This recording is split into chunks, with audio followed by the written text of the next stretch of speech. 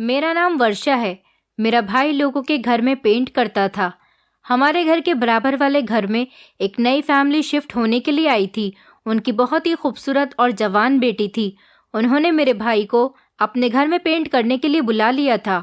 मेरा भाई खुशी खुशी उनके घर में चला गया था।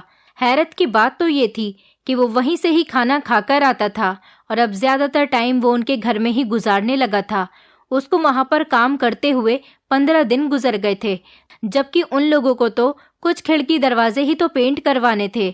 दूसरों के घरों में खिड़की दरवाजे पेंट करने में मेरे भाई को लगभग 4 या 5 दिन लग जाते थे, लेकिन यहाँ तो मेरे भाई को काम करते हुए 1 हफ्ते से ज़्यादा हो गया था और उनके घर का काम था कि कंप्लीट होने का नाम ही नहीं ले रहा था।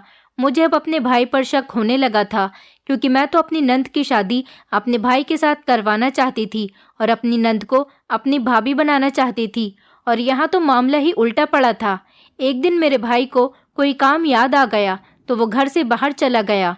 मैंने अपने भाई का पीछा किया तो देखा कि वो उसी बराबर वाले घर में जा रहा था। मैं उसका पीछा करते हुए घर के अंदर चली गई। उसके बाद जो मैंने देखा उसे देखकर मुझे अपनी आंखों पर विश्वास नहीं हो रहा था, क्योंकि मेरा भाई तो वहां पर पेंट नहीं बल्कि मेरी शादी को 7 साल हो गए थे। मेरे पति की पोस्टिंग यहाँ गुड़गांव में हो गई थी। मेरा मायका भी गुड़गांव का ही था, जबकि मेरी ससुराल रायबरेली की थी। मेरे माता पिता तो थे नहीं, सिर्फ एक भाई था। मेरे भाई ने कहा कि जब जीजा जी की पोस्टिंग गुड़गांव में हो गई है तो तुम लोग मेरे घर पर आकर रहने लगो। किराए के घर में रहने की ज़रूरत नहीं। इसलिए मैं अपने मायके में शिफ्ट हो गई थी। मेरा भाई भी अकेला ही रहता था और वो लोगों के घरों में पेंट करने का काम करता था। यहाँ गुड़गांव आने के बाद सब कुछ बहुत अच्छा चल रहा था। जिंदगी बहुत अच्छी गुजर रही थी। मुझे गुड़गांव में अपने भाई के घर रहते हुए पूरा 1 साल हो गया था। मेरे पति तो सुबह को अपनी ड्यूटी के लिए निकलते और रात को ही घर पर आते थे।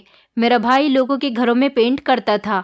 एक दिन हमारे घर में पड़ोस में रहने वाली एक आंटी आ गई थी। उन्होंने मुझे बातों ही बातों में बताया कि हमारे बराबर वाले घर में कुछ नए किराएदार शिफ्ट हो गए हैं। जब मैं शाम के टाइम पर कपड़े फैलाने के लिए छत पर गई तो मैंने देखा कि बराबर वाले घर में जो नई फैमिली रहने के लिए आई थी वो 3 बहनें थीं और उनके माता पिता। उनमें से जो सबसे बड़ी बहन थी वो बहुत ज़्यादा खूबसूरत थी, बिल्कुल किसी हीरोइन से कम नहीं लग रही थी। खैर, मैं कपड़े फैलाने के बाद छत से नीचे आ गई थी और अपने कामों में बिजी हो गई थी। शाम के टाइम पर मैं अपने आंगन की झाड़ू लगा रही थी जब मेरा भाई अपने कमरे से निकला। वो शायद बहुत जल्दी में था और बहुत जल्दी जल्दी ही घर से बाहर जाना चाहता था। मेरा भाई कभी कभी ही काम पर जाता था, क्योंकि हमेशा तो कोई घर में पेंट नहीं करवाता। सीजन के टाइम पर ही मेरे भाई का काम आता था। जैसे शादियों का सीजन होता या फिर कोई नया घर लेता, तब पेंट करवाने के लिए मेरे भाई को बुलाता था। वो बड़ी तसल्ली के साथ काम पर जाता था, लेकिन आज तो वो बड़ी जल्दी जल्दी में घर से जा रहा था। मैंने उससे कहा, अरे इतनी जल्दी कहाँ जा रहे हो? तो वो कहने लगा, अरे दीदी, बराबर वाले घर में जो नए लोग शिफ्ट हुए हैं उन्होंने मुझे अपने घर की खिड़की दरवाजे पेंट करने के लिए बुलाया है। हमारी गली में ही रहने वाले मनोज मौसा जी ने उनको मेरे बारे में बताया था, इसलिए मैं उनके घर पर जा रहा हूँ। मेरे भाई ने जल्दी से अपनी सफाई पेश की और अपना टाइम वेस्ट किए बिना ही वो घर से निकल गया था। वरना मेरा भाई तो बहुत ही समझदारी और आराम से काम करने वाला इंसान था। आज ना जाने मेरे भाई को क्या हो गया था। मेरा भाई बहुत अच्छा काम करता था, इसलिए दूर दूर से लोग उसे अपने घर में पेंट करवाने के लिए बुलाते थे। फिलहाल मैं इस बात को इग्नोर करते हुए अपने काम में बिजी हो गई थी। मेरे 2 बच्चे थे और दोनों ही बहुत छोटे थे।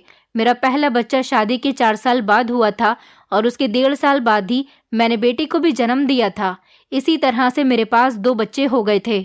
अपने बच्चों को मैं जल्दी ही सुला दिया करती थी, क्योंकि मैं घर के काम करने वाली अकेली ही औरत थी और फिर इस घर में काम के लिए कोई दूसरा भी तो नहीं था। मेरे मायके का घर बहुत बड़ा था। साफ सफाई में ही मुझे आधा दिन निकल जाता था, जबकि मेरे ससुराल का घर काफ़ी छोटा था और वहाँ पर ससुराल का काम करने के लिए मेरी जेठानी और जवान नंद भी थी। सास तो बूढ़ी हो चुकी थी, इसलिए वो कोई काम नहीं करती थी। मेरे पति की अक्सर दूसरे शहरों में पोस्टिंग होती रहती थी और वो अपनी ड्यूटी की वजह से काफ़ी दिनों तक घर से बाहर रहते थे। अब जबकि उनकी पोस्टिंग गुड़गांव में हुई थी तो मेरे भाई ने मुझसे कह दिया था कि इस बार आप मेरे घर में रह लेना। इस बार मुझे तसल्ली हुई थी कि चलो मुझे अपने पति से दूर नहीं रहना पड़ेगा और मैं इस बहाने अपने मायके में भी रह लूँगी। उस दिन रात के टाइम पर जब मेरे पति ड्यूटी से घर आए तो उन्होंने मेरे भाई को घर में मौजूद ना पाकर उसे कॉल की और उसे खाना खाने के लिए बुलाया। लेकिन मेरे भाई ने कहा कि उसे अभी घर आने में कुछ वक्त लग जाएगा, हम लोग खाना खा लें। इसलिए हम लोगों ने खाना खा लिया था। मैं खाने के बर्तन भी धो चुकी थी। मेरे पति तो सो चुके थे। लगभग रात के 12 बज गए थे और मेरा भाई अभी तक पड़ोस वाले घर से पेंट करके घर वापस नहीं आया था। मैं उसको बुलाने के लिए कॉल ही करने वाली थी, लेकिन तभी अचानक दरवाजे की बेल बजने लगी। मैं दरवाज़ा खोलने गई तो मेरा भाई आया था। मैंने उससे कहा कि बहुत देर कर दी तुमने घर आने में। मेरा भाई कहने लगा, वो मैंने सोचा कि आज ही सारा काम कंप्लीट कर देता हूँ, इसलिए मैं लेट हो गया। मैंने अपने भाई से कहा कि चलो तुम जाकर डाइनिंग टेबल पर बैठो, मैं तुम्हारे लिए खाना गर्म करती हूँ। मेरा भाई कहने लगा, नहीं दीदी, मैं उनके घर से खाना खाकर आया हूँ। मुझे ये बात सुनकर बड़ी हैरत हुई थी, क्योंकि आज तक तो मेरा भाई किसी के भी घर से खाना खाकर नहीं आया था, चाहे उसने रात के 2 या 3 बजे तक काम ही क्यों ना किया हो।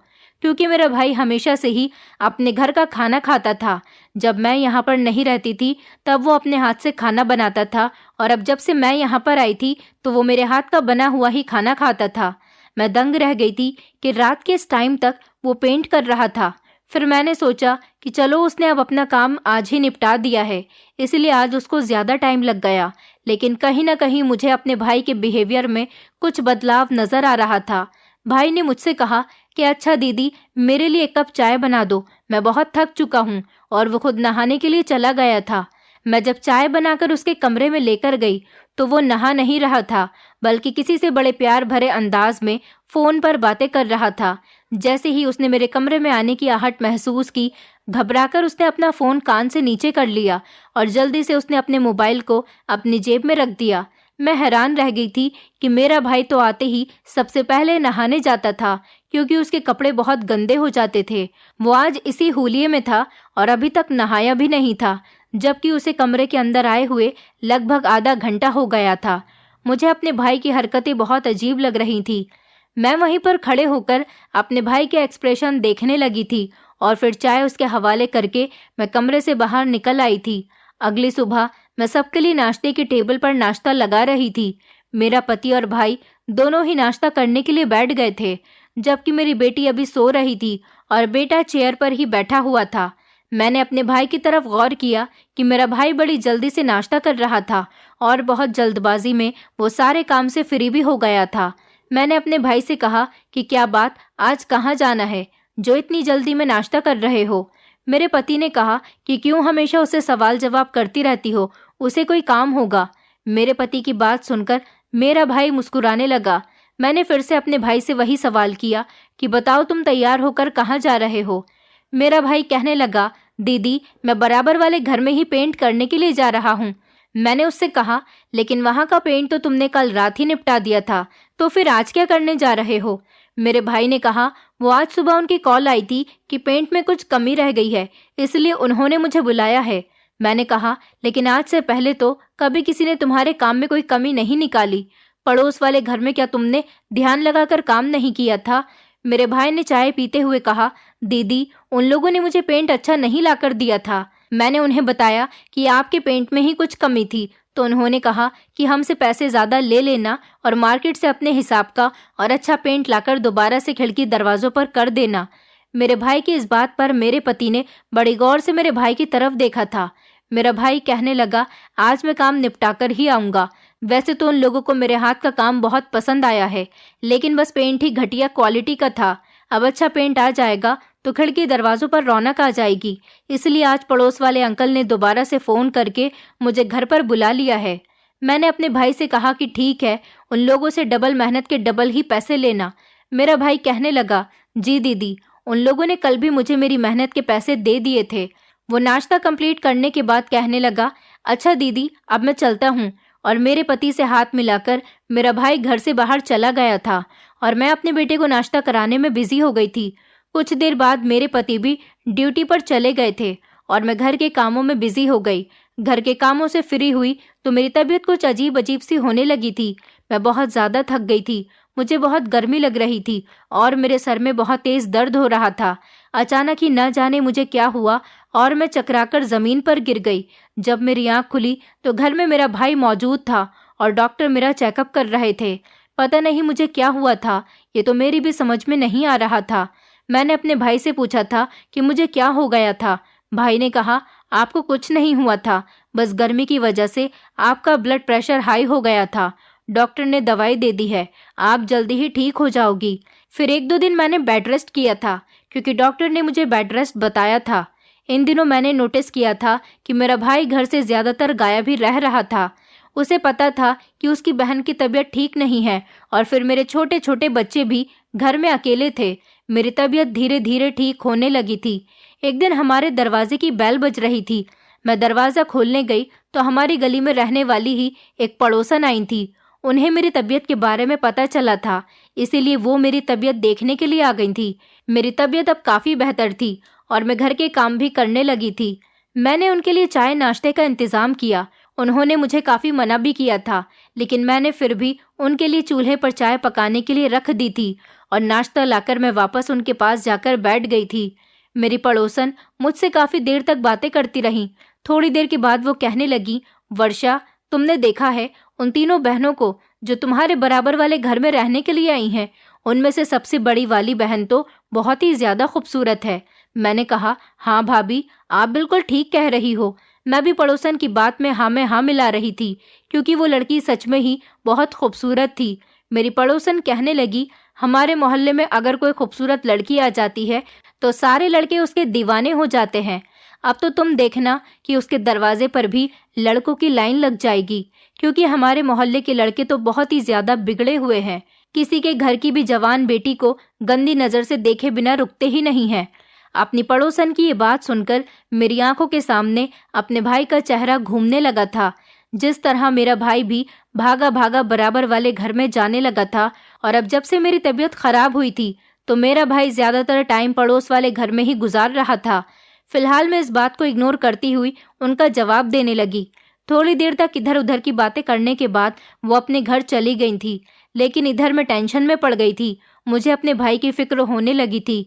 मेरी शुरू से ही चाहत थी कि मैं अपने भाई की शादी अपनी नंद के साथ करवा दूं, क्योंकि मेरी नंद बहुत पढ़ी लिखी लड़की थी और उसके सोच विचार भी बिल्कुल पढ़े लिखे लोगों जैसे ही थे। मुझे वो लड़की अपने भाई के लिए बिल्कुल परफेक्ट लगती थी। इसलिए तो मैं अपने भाई के सामने अपनी नंद की तारीफें करती रहती थी और इधर अपने पति के सामने अपने भाई की तारीफ करती रहती थी, ताकि मेरा पति खुद ही अपनी बहन के लिए मेरे भाई के रिश्ते के लिए कहे। मेरी नंद को जब मैं अपने भाई के बारे में बताती थी तो उसके चेहरे के एक्सप्रेशन देखकर मैं समझ जाती थी कि मेरी नंद का रिश्ता अगर मेरे भाई के साथ कर दिया जाए तो उसे कोई एतराज़ नहीं होगा और वो आसानी से शादी कर लेगी, क्योंकि कहीं ना कहीं मुझे ऐसा लगता था कि उसे मेरा भाई पसंद है। मुझे अब ये पड़ोस में जाने वाली बात अपने भाई की बहुत ज़्यादा सताने लगी थी कि कहीं मेरा भाई उस लड़की के जाल में न फंस जाए, क्योंकि वो बहुत ज़्यादा खूबसूरत थी और कोई भी लड़का आसानी से खूबसूरत लड़की के जाल में फंस जाता है। मैं सोचने लगी कि अगर ये बात सही हुई तो मेरी नंद का क्या होगा। जब मेरा भाई घर आया तो उसके हाथ में कोई चीज़ थी जो वो मुझसे छुपाते हुए अपने कमरे के अंदर ले गया था। वो शायद कोई बैग था, लेकिन उसने मुझे नहीं दिखाया था। मुझे उसकी ये हरकतें बड़ी अजीब लगने लगी थीं। फिर थोड़ी देर के बाद उसके मोबाइल पर किसी की कॉल आने लगी तो वो अपना मोबाइल लेकर फिर से घर से बाहर चला गया।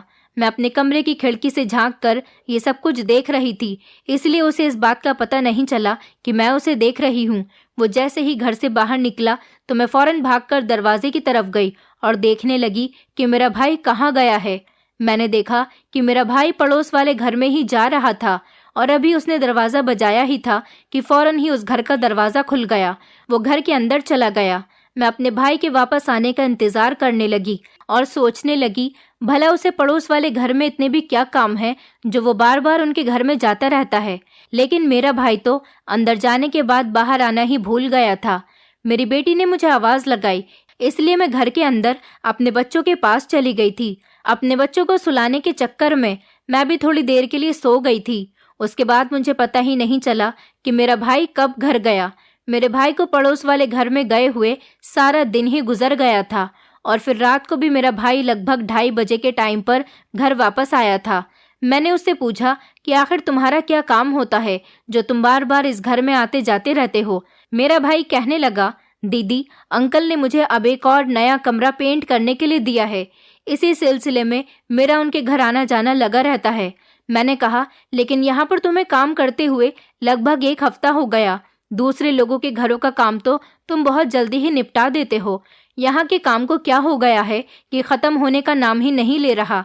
मेरा भाई कहने लगा, दीदी, मैं बहुत थक चुका हूँ, इसलिए मुझसे कोई सवाल जवाब मत करो। मुझे अपने भाई के चेहरे से थकावट साफ नजर आ रही थी। मैंने कहा, चलो ठीक है, मैं तुम्हारे लिए खाना लगा देती हूँ। वो कहने लगा कि मुझे भूख नहीं है, मैं खाना खाकर आया हूँ। और ये कहता हुआ वो सीधा अपने कमरे में चला गया था और मैं अपनी जगह पर ही शॉक्ड खड़ी रह गई थी कि भला ये लोग मेरे भाई को खाना भी खिला दिया करते थे। मुझे अपने भाई की हरकतें बहुत अजीब लगने लगी थी। क्या वो सच में उस लड़की की खूबसूरती देखकर सही और गलत में फैसला करना ही भूल गया था? भला मेरे भाई का उस घर में इतना भी क्या काम होता था जो वो बार बार पड़ोस वाले घर में आता जाता रहता था? मैं अपने पति के सामने भी अपने भाई की इस बात को नहीं रख सकती थी, क्योंकि मेरे पति भी मेरे भाई को ही गलत समझते और कहीं ऐसा न हो कि मेरे पति मेरे भाई से कोई सवाल जवाब कर ले। ऐसी हरकतों की वजह से मैं अपने भाई की नज़रों में गिर सकती थी। अगले दिन मेरे पति की छुट्टी थी, इसलिए वो मेरे कमरे में लेटे हुए आराम कर रहे थे। मैंने उनसे कहा कि मुझे आज शॉपिंग करने के लिए ले चलो। मैंने अपने पति को ये बात तो बता दी थी, लेकिन कहीं ना कहीं मेरी तबीयत अब धीरे धीरे खराब सी रहने लगी थी। हालांकि मेरे पति और भाई सही टाइम पर मुझे डॉक्टर के पास ले जाते थे, लेकिन मुझे क्या हो रहा था इस बारे में मुझे कुछ नहीं पता था। मेरे एक बार के कहने पर ही मेरे पति ने कोई सवाल जवाब नहीं किया और वो मुझे शॉपिंग कराने के लिए ले गए थे। मैं जल्दी से तैयार होकर अपने पति के साथ शॉपिंग करने चली गई थी। शॉपिंग करके आने के बाद मैं बहुत ज़्यादा थक गई थी। कुछ देर आराम करके गुजरी ही थी कि मेरी नंद की वीडियो कॉल आ गई। वो मुझे वीडियो कॉल पर देखकर बहुत खुश हो रही थी। क्योंकि मैं ज़्यादा फ्री नहीं रहती थी, इसलिए मेरी बात अपने ससुराल वालों से बहुत कम होती थी। मैंने बातों बातों में अपनी नंद से कह दिया था कि अब मुझे भाभी की ज़रूरत है और मैं बहुत जल्दी ही तुम्हें इस घर में लाने वाली हूँ और यहाँ काम ज़्यादा है। जब मेरी भाभी यहाँ आ जाएंगी तो थोड़ा आराम अपनी भाभी से भी लिया करूँगी। अभी तो मैं यहाँ काम करने वाली अकेली हूँ। मेरी बात सुनते ही वो तो हैरान रह गई और कहने लगी कि सॉरी भाभी, जब मैं वहाँ आ जाऊंगी तो कभी भी कोई काम नहीं करूंगी, बल्कि पवन से कहूंगी कि वो कोई नौकरानी लगा दे। नौकरानी ही सारा काम किया करेगी और जब तक आप हो वहाँ पर आप काम कर लो। उसकी बातें सुनकर तो मैं दंग रह गई थी। मेरी नंद को शायद मेरी बातें मजाक लग रही थी। मैं उसके लिए इधर इतनी परेशान थी और उसे कोई फिक्र ही नहीं थी। मैंने अपनी नंद से कुछ नहीं कहा और मैं खामोश हो गई। एक तो वो मोहल्ले में आई हुई उस खूबसूरत लड़की ने मेरा दिमाग खराब कर दिया था। दूसरा ये मेरी नंद के दिमाग भी बहुत अमीरों वाले थे। मैंने सोचा था कि जब मेरी नंद शादी करके यहाँ आ जाएगी तो मेरे भाई को किसी तरह की कोई परेशानी नहीं होगी। वैसे भी मेरे भाई को घरेलू कामकाज करने वाली लड़कियां बहुत पसंद है, लेकिन मेरी नंद तो घर का ही कोई काम नहीं करती थी। मैंने सोच लिया था कि चाहे कुछ भी हो जाए, अब मैं अपने पति से अपनी नंद का हाथ अपने भाई के लिए मांगकर ही रहूंगी। मेरे भाई का रिश्ता पक्का हो जाएगा तो उसका ध्यान उस लड़की की तरफ से भी हट जाएगा। मैंने सोचा अभी रिश्ता पक्का कर देते हैं, शादी थोड़ा रुककर हो जाएगी। मुझे अपना फैसला सही लगा था। बस मेरी प्रार्थना यही थी कि मेरे पति इस रिश्ते के लिए राजी हो जाएं। मेरी नंद एक बार इस घर में आ जाएगी तो यहाँ के हालात देखते हुए खुद ही एडजस्ट करना सीख जाएगी। मैंने सोच लिया था कि मैं अच्छा मौका देखकर इस बारे में अपने पति से बात कर लूंगी। अगले दिन सुबह ही मैंने देखा था कि मेरे पति का मूड बहुत अच्छा था। मुझे लगा कि इससे अच्छा मौका और कोई नहीं हो सकता। और मेरा भाई, उसे तो फुर्सत ही नहीं थी। वो तो अब घर के अंदर रुकता ही नहीं था। वो कब घर के अंदर आता और कब घर से बाहर जाता था, मुझे तो अब कोई खबर ही नहीं रहती थी। पेंट का बहाना बनाकर वो पड़ोस वाले घर में चला जाता था और रात को देर से ही घर वापस आता था। मुझे अपने भाई की अब फिक्र होने लगी थी कि कहीं मेरा भाई मेरी नंद से शादी करने के लिए इनकार न कर दे। मैं नाश्ते की टेबल पर अपने पति को नाश्ता सर्व कर ही रही थी और साथ ही साथ उनसे बातें भी कर रही थी। तभी अचानक दरवाजे की बेल बजी। मैं दरवाजा खोलने गई तो ये देखकर हैरान रह गई। पड़ोस में रहने वाली वो खूबसूरत लड़की हमारे दरवाजे पर खड़ी थी। मैंने उसे पूछा कि क्या काम है, तो वो प्रसाद की थाली मेरे आगे करने लगी और कहने लगी कि हमने अपने घर में हवन करवाया था, इसलिए मैं आपके लिए प्रसाद लेकर आई हूँ। मैंने उसे घर के अंदर आने के लिए कहा। मेरे पति उस लड़की को बड़ी गौर गौर से देख रहे थे। मैंने अपने पति की इस हरकत को देखते हुए उनसे कहा कि बेटी को ज़रा कमरे के अंदर ले जाएं। मेरे दिमाग में इस बहाने के अलावा और कोई आइडिया नहीं आया था, क्योंकि मैं नहीं चाहती थी कि मेरे पति और इस लड़की को घूर कर देखें और मेरे भाई की तरह उसकी खूबसूरती के दीवाने हो जाएं। मैंने जल्दी से प्रसाद लिया और वो लड़की चली गई थी। मेरे पति मेरी बेटी को कमरे में छोड़कर आ गए थे। उन्होंने कहा कि तुमने उसे ऐसे ही क्यों जाने दिया? चाय नाश्ते के बारे में भी तो पूछना चाहिए था। मैंने अपने पति को घूर कर देखा तो वो मेरे मूड से समझ गए थे कि कहीं झगड़ा शुरू न हो जाए, इसलिए वो खामोशी से बच्चों को लेकर कमरे के अंदर चले गए थे। मुझे तो बहुत ही गुस्सा आ रहा था, लेकिन मैं अपने ऊपर कंट्रोल कर रही थी। मैंने प्रसाद अपने पति और बच्चों को भी खिलाया था और यही मुझसे बहुत बड़ी गलती हो गई थी, क्योंकि वो लड़की प्रसाद के रूप में लड्डू लेकर आई थी और वो लड्डू घर के बने हुए थे और बहुत ज़्यादा टेस्टी थे। मेरे पति लड्डू की तारीफ करते हुए नहीं थक रहे थे, लेकिन जब उन्होंने मेरा मुरझाया हुआ चेहरा देखा तो वो खामोश हो गए थे। थोड़ी देर के बाद कहने लगे, नए पड़ोसी हैं, तुम भी इन लोगों के घर जाकर बातचीत किया करो। तुम भी आस पड़ोसियों से मेल मिलाप रखा करो, क्या पता कि बुरे वक्त में पड़ोसी काम आ जाए। अपने पति की ये बात तो मुझे बिल्कुल ठीक लगी थी। मैं तो बेकार में अपने पति के बारे में इतना गलत सोच रही थी। मेरे भाई की इन हरकतों ने मेरे दिल में हर किसी के लिए शक पैदा कर दिया था। अपनी जगह तो मैं बिल्कुल ठीक थी। भला कोई भी औरत अपने पति का ध्यान किसी दूसरी औरत की तरफ होता हुआ नहीं देख सकती, लेकिन वो तो मुझे समझाने की बात कर रहे थे। अगले दिन सुबह के टाइम पर मैंने भी पूजा की थी और मैंने भी प्रसाद बनाया था। मैंने सोचा कि मैं प्रसाद पड़ोस वाले घर में दे आती हूँ और इसी बहाने मैं उसका घर भी देख लूंगी और अपने भाई का झूठ भी पकड़ लूंगी कि वो वहाँ पर पेंट करने जाता है या फिर कुछ और करने। मैंने अपने हाथ में प्रसाद लिया और मैं पड़ोस वाले घर में जाने के लिए घर से निकल गई। मैंने जैसे ही घर की बैल बजाई तो वही खूबसूरत वाली लड़की दरवाज़ा खोलने के लिए आई थी और वो मुझे देखकर बहुत खुश हुई थी। मैंने उसे प्रसाद दिया तो वो जल्दी से खुश हो गई। उसने मुझे घर के अंदर बुलाया। मैं उसके घर के अंदर गई तो देखा उन लोगों ने घर की सेटिंग तो बड़े अच्छे से की हुई थी।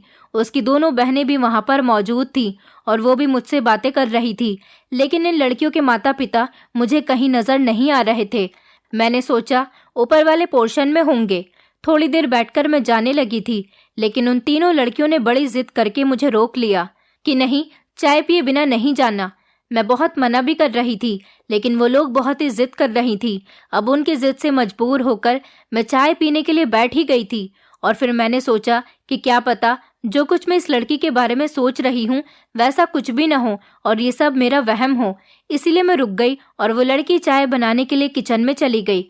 उसकी दो छोटी बहनों से मैंने कहा कि मुझे अपना घर तो दिखा दो, इसी बहाने से मैं अपने भाई के बारे में भी पता कर सकती थी। उन लोगों ने मुझे नीचे का ही घर दिखा दिया। खिड़की दरवाजे पेंट तो हुए हुए थे। सुना था कि मेरा भाई अब ऊपर का पोर्शन पेंट कर रहा है, जबकि इन लोगों ने मेरे भाई को सिर्फ अपने घर के खिड़की दरवाजे ही पेंट करने का काम दिया था। पर धीरे धीरे इन लोगों का काम बढ़ता ही चला जा रहा था। ऊपर वाले पोर्शन में वो लड़कियां मुझे नहीं लेकर गईं और ना ही मेरी उनसे ऊपर चलने की कहने की हिम्मत हुई। कभी वो मुझे गलत समझती और ये हरकत मुझे दूसरों की भी पसंद नहीं आती। मैं चाय पीने लगी थी। लड़की ने चाय तो बहुत अच्छी बनाई थी। चाय पीने के बाद मैं अपने घर के लिए जाने ही लगी थी कि इतनी देर में ही घर के दरवाजे पर दस्तक हुई। एक लड़की दरवाज़ा खोलने के लिए चली गई। जैसे ही दरवाज़ा खुला तो मैंने देखा कि दरवाजे पर मेरा भाई था। वो मुझे वहाँ पर देखकर घबरा गया और कहने लगा, दीदी आप यहाँ पर क्या कर रही हो? मैंने कहा, मैंने पूजा की थी तो प्रसाद देने के लिए आई थी। मैंने अपने भाई को घूरते हुए कहा, लेकिन तुम यहाँ पर क्या कर रहे हो? तुम्हारा अभी काम खत्म नहीं हुआ है। मेरा भाई कहने लगा, अंकल ने बुलाया है, अभी ऊपर वाला पोर्शन पेंट करने के लिए रह गया है। मैंने आपको बताया तो था दीदी। मुझे अपने भाई के इस बहाने पर बहुत गुस्सा आया था, क्योंकि हर बार वो कहता था कि सिर्फ 1-2 दिन का ही काम रह गया है। इसी तरह करते करते उसने 1 हफ्ते से ज्यादा वक्त निकाल दिया था और अभी तक काम था कि खत्म होने का नाम ही नहीं ले रहा था। मैं समझ गई थी कि मेरा भाई झूठ बोल रहा है। भला वो इस घर में इतना ज्यादा टाइम क्यों लगा रहा था, लेकिन मैं मजबूरन अपने भाई की बात का यकीन करते हुए घर आ गई थी। मैं आज दरवाजे पर खड़े होकर इंतजार करती रही कि देखकर ही रहूंगी कि आज मेरा भाई इस घर से कब निकलेगा। मैं काफी देर तक इंतजार करती रही, लेकिन मेरा भाई घर से बाहर नहीं निकला था, जबकि मेरे भाई के काम करने का टाइम सिर्फ 5 बजे तक का ही था। लेकिन इस घर में तो वो कुछ ज्यादा ही टाइम दे रहा था। अब तो धीरे धीरे मेरा शक सच में बदलने लगा था। सही बात क्या थी? मुझे अब उसका पता लगाना ही था। मैं यही सब सोचते हुए दरवाज़ा बंद करके अपने घर के अंदर आ गई और अपने काम में बिजी हो गई। रात को मेरा भाई घर आया तो उसने रोज़ की तरह वही जवाब दिया कि वो खाना खाकर आया है। वो डायरेक्ट अपने कमरे में चला गया। मेरा दिल चाह भी रहा था कि अपने भाई से पूछूं कि तुम वहाँ पर ऐसा क्या करते हो जो तुम्हें वहाँ इतना टाइम लग रहा है और फिर रोज़ खाना भी खाकर आते हो। लेकिन मेरी इस हरकत से मेरे भाई को पता चल जाता कि मैं उस पर शक करने लगी हूँ। फिर शायद वो मुझसे बहुत सावधान हो जाता। मैं अपने पति के घर आने का इंतज़ार करने लगी थी। आज मेरे पति को भी बहुत देर हो गई थी। मैं बड़ी बेचैनी से उनका इंतज़ार कर रही थी। फिर मैं गैलरी में चेयर रखकर अपने बच्चों को लेकर वहीं पर बैठ गई थी। गैलरी से गली का नज़ारा साफ दिखाई देता था। जैसे ही मेरी नज़र पड़ोस वाले घर के दरवाजे पर गई तो ये देखकर मैं हैरान रह गई थी कि मेरे पति पड़ोस वाले घर में से निकल रहे थे। ये देखकर तो मेरे तन बदन में आग ही लग गई थी। मेरी तो कुछ भी समझ में नहीं आ रहा था कि मैं क्या करूं। पहले तो मेरा भाई जाता था, लेकिन अब तो मेरा पति भी इस घर में जाने लगा था। इतनी ही देर में मेरे दरवाजे की बेल बजने लगी। मैंने घर का दरवाज़ा खोलते ही हंगामा कर दिया था। मेरे पति मुझे देखकर हैरान हो गए थे। वो मुझे पागल बना रहे थे, लेकिन उन्हें नहीं पता था कि मैं उनकी इस हरकत को देख चुकी हूँ। भला रात के इस टाइम पर उनका पड़ोस वाले घर में क्या काम था। मैं काफ़ी देर तक उन्हें बातें सुनाती रही और वो खामोशी से मेरी बातों को सुनते रहे और मुझे कुछ कहे बिना ही डायरेक्ट अपने कमरे में जाकर वो सो गए थे। मैं खुद को गुस्से में कंट्रोल नहीं कर पाई थी। मेरी समझ नहीं आ रहा था कि मैं क्या करूं। सारी रात मैंने गुस्से में टहलते हुए गुजार दी थी। मैं जब अपने कमरे में गई तो मेरे पति सो चुके थे और मेरा भाई अभी तक नहीं आया था। मैं भी आराम से लेट गई और सोचते हुए न जाने मुझे कब नींद आ गई, मुझे कुछ पता ही नहीं चला। सुबह जब मेरी आंख खुली तो मैंने देखा कि मेरे पति ड्यूटी पर जा चुके थे और मेरे भाई ने भी अपने लिए नाश्ता बना लिया था और मुझे आराम से बैठने के लिए कहा था। मेरा भाई मेरे लिए भी नाश्ता लेकर आ गया था। मेरा भाई इस घर में अकेला रहता था, इसलिए घर के सारे काम करना जानता था। लेकिन अब जब से मैं आई थी तो वो इस काम से बिल्कुल फ्री हो गया था। मुझे अपनी तबीयत कुछ ठीक नहीं लग रही थी। ना जाने मेरी तबीयत को क्या हो गया था।